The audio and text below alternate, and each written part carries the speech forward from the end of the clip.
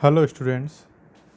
आज हम बात करेंगे सब्स्टिट्यूशन रिएक्शंस के बारे में। एलिफेटिक न्यूक्लियोफिलिक सब्स्टिट्यूशन और एलिफेटिक इलेक्ट्रोफिलिक सब्स्टिट्यूशन रिएक्शंस आपके सिलेबस में है, यूनिट सेकंड। तो उसमें फर्स्ट जो है वो है आपका एलिफेटिक न्यूक्लियोफिलिक सब्स्टिट्यूशन। तो सबसे पहले हम बात करें सब्स्टिट्यूशन रिएक्शंस के बारे में। तो सब्स्टिट्यूशन रिएक्शंस क्या होती हैं? तो सब्स्टिट्यूशन रिएक्शंस वो रिएक्शंस होती हैं जिनमें कोई भी एक एटम या ग्रुप उस रिएक्शन में से दूसरे एटम या एटम्स के ग्रुप्स को रिप्लेस करता है। Replacement of an atom or group by any other atom or a group is known as substitution reaction. तो इसको हम इस एग्जांपल से देख सकते हैं। जैसे ये एग्जांपल है जिसमें एक सबस्ट्रेट है RL और ये न्यूक्लियोफाइल। ये न्यूक्लियोफाइल जो है सबस्ट्रेट से रिएक्ट कर रहा है और रिएक्ट करने के बाद में जो प्रोडक्ट बन रहा है वो RNU और लीविंग ग्रुप जो है L जो है L- के रूप में निकल गया। अब इसमें न्यूक्लियोफाइल जो है इस सबस्ट्रेट में से इस L को रिप्लेस कर रहा है और L निकल जाता है, ये जुड़ जाता है। तो यहाँ पर ये न्यूक्लियोफाइल है और ये लीविंग ग्रुप है। ये दोनों जो न्यूक्लियोफाइल और लीविंग ग्रुप दोनों जो हैं वो क्या हैं आपके लुईस बेस। अब इसमें ये न्यूक्लियोफाइल के पास एक अनशेयर्ड पेयर ऑफ इलेक्ट्रॉन्स है। वो अनशेयर्ड पेयर ऑफ इलेक्ट्रॉन्स लेकर आता है और वो unshared pair of electrons nucleophile इस सबस्ट्रेट के किसी कार्बन एटम के साथ में बॉन्ड बनाने के काम आता है। और यहाँ पर जो लीविंग ग्रुप है L, तो जो बॉन्ड टूट रहा है R और L के बीच का जो बॉन्ड है वो जो टूट रहा है उसके जो दो इलेक्ट्रॉन्स हैं उनको अपने साथ लेके जाता है। तो ये माइनस चार्ज इसके ऊपर आएगा। अब फिर हम बात करें कि सॉल्वोलाइसिस क्या होती है। तो सॉल्वोलाइसिस जो है वो रिएक्शन है जिसमें जो सॉल्वेंट है वो खुद ही न्यूक्लियोफाइल की तरह काम करे। जैसे हमें मान लीजिए सॉल्वेंट चाहिए, न्यूक्लियोफाइल है आपका OH- और आपके पास सॉल्वेंट है जैसे ROH है या H2O है। तो H2O क्या करेगा, इसमें एज ए न्यूक्लियोफाइल की तरह काम करेगा। तो अब जो इसकी मैकेनिज्म क्या होती है, तो मैकेनिज्म की बात करें तो न्यूक्लियोफाइल सबस्ट्रेट लीविंग ग्रुप और रिएक्शन कंडीशंस के बेसिस पर जो एलिफेटिक न्यूक्लियोफिलिक सब्स्टिट्यूशन है उसमें कई सारे मैकेनिज्म्स जो है वो पॉसिबल है। तो जैसे SN1 मैकेनिज्म पॉसिबल है, SN2 पॉसिबल है, SNI है, NGP है, ACT है। तो इस तरीके के मैकेनिज्म इसमें पॉसिबल है। तो आज हम सबसे पहले लेते हैं SN1 को। तो SN1 में को देखने के लिए हम एक एग्जाम्पल ले लेते हैं। वो एग्जाम्पल है टर्सरी ब्यूटिल ब्रोमाइड के एल्कलाइन हाइड्रोलाइसिस का। तो जो टर्सरी ब्यूटिल ब्रोमाइड हम ले रहे हैं वो हम ले रहे हैं ये, जिसमें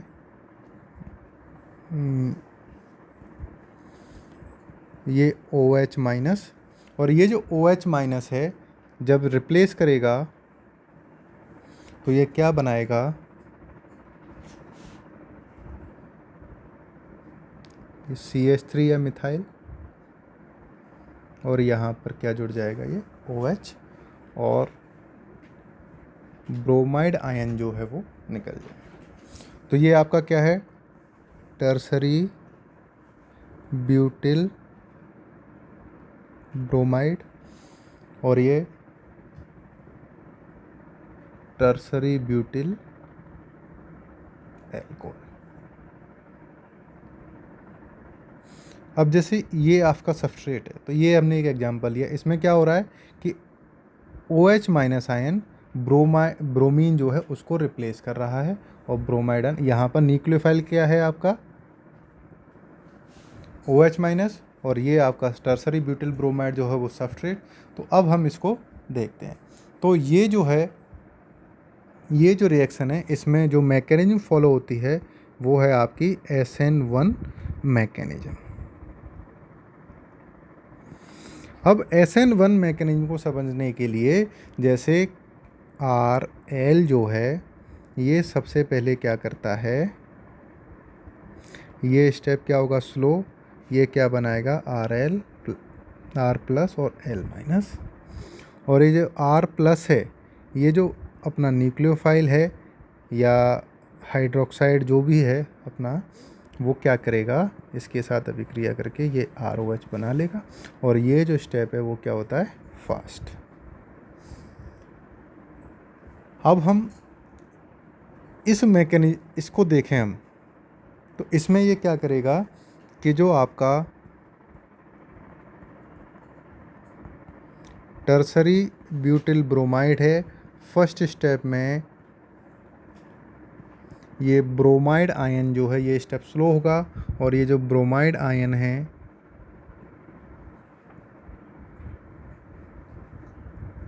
वो निकल जाएगा, और ये हमारे पास हमें क्या मिलेगा, ये कार्बोकैटायन। और कार्बोकैटायन कैसा होता है आपका, इसका स्ट्रक्चर जो हम पढ़ चुके हैं, इसका ज्योमेट्री कैसी होगी, ये प्लेनर होगा, और प्लेनर भी कैसा होगा, trigonal planar. Tertiary butyl carbocation का फॉर्मेशन हो जाएगा। अब दूसरे स्टेप में क्या होगा कि ये जो टर्सरी ब्यूटिल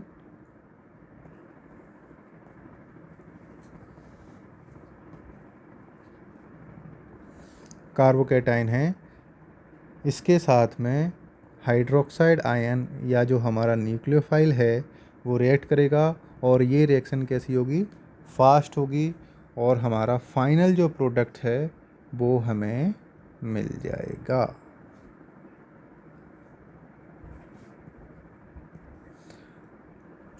अब मैकेनिज्म इसका क्या हुआ कि इसमें सबसे पहले फर्स्ट स्टेप जो है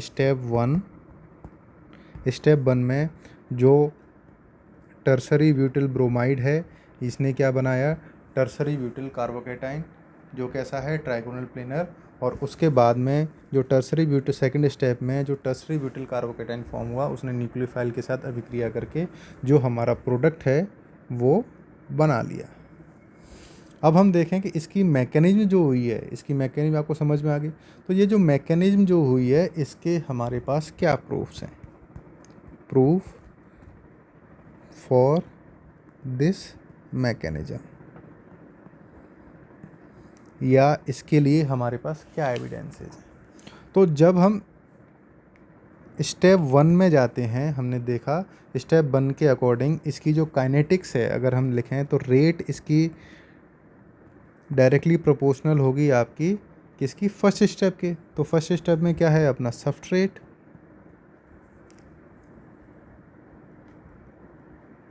जो रेट है वो डायरेक्टली प्रोपोर्शनल होगी आपकी सबस्ट्रेट के मोलर कॉन्सेंट्रेशन से, और ये जो है इस स्टेप के अकॉर्डिंग ये जो है क्या फॉलो करेगा, फर्स्ट ऑर्डर काइनेटिक्स। और फर्स्ट ऑर्डर काइनेटिक्स एक्सपेरिमेंटली ये फर्स्ट ऑर्डर काइनेटिक्स फॉलो करता है, जिसका रेट लॉ जो है वो आपका हो जाएगा रेट इक्वल्स टू के सबस्ट्रेट। सेकंड जो है इसका प्रूफ जो है वो हम इसकी स्टीरियोकेमिस्ट्री से देखते हैं।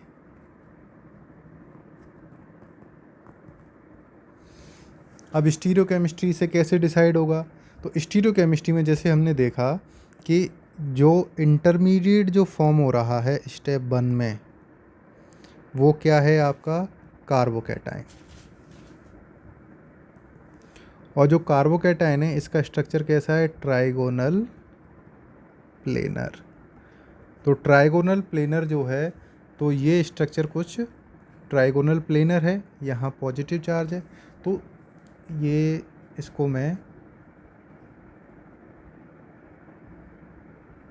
ये ऑर्बिटल इसमें ये वेकेंट ऑर्बिटल होगी, तो जो न्यूक्लियोफाइल है वो ऊपर से भी अटैक कर सकता है और नीचे से भी अटैक कर सकता है।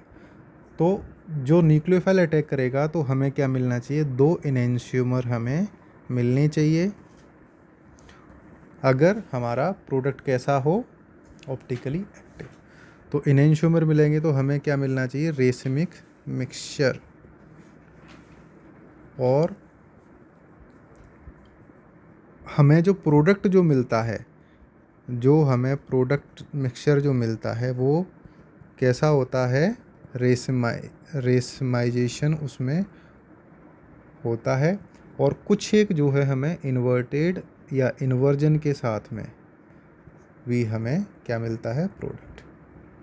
तो ये जो रेसमाइजेशन अगर उसमें हो रहा है तो वो हमें क्या बताता है कि ये जो रिएक्शन हो रही है उसमें प्लेनर ज्योमेट्री का इंटरमीडिएट फॉर्म हो रहा है। और प्लेनर ज्योमेट्री का इंटरमीडिएट फॉर्म होने का मतलब है कि जो मैकेनिज्म जो ऑपरेट हो रही है वो कैसी ऑपरेट हो रही है, SN1। फिर हम बात करें तीसरा एविडेंस जो है उसकी बात करें तो हमें क्या मिलता है, फॉर्मेशन ऑफ रीअरेंज प्रोडक्ट्स।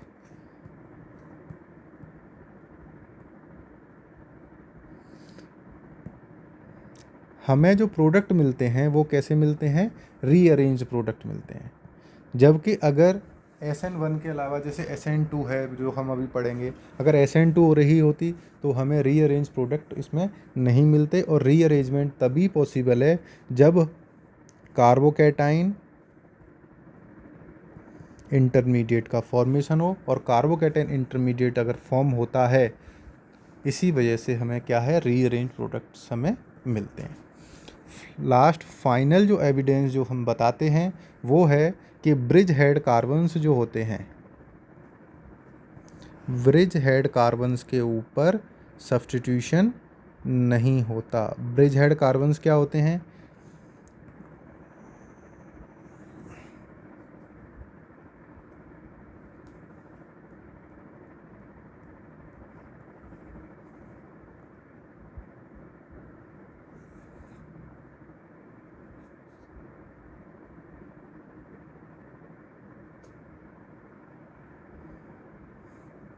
ये स्ट्रक्चर जो है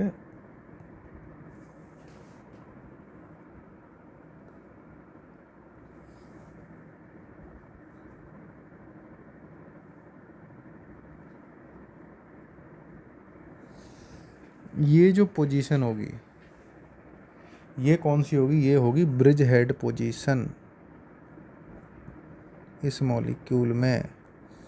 तो ब्रिज हेड कार्बन के ऊपर सब्स्टिट्यूशन नहीं होता, ब्रिज हेड कार्बन के ऊपर नो सब्स्टिट्यूशन।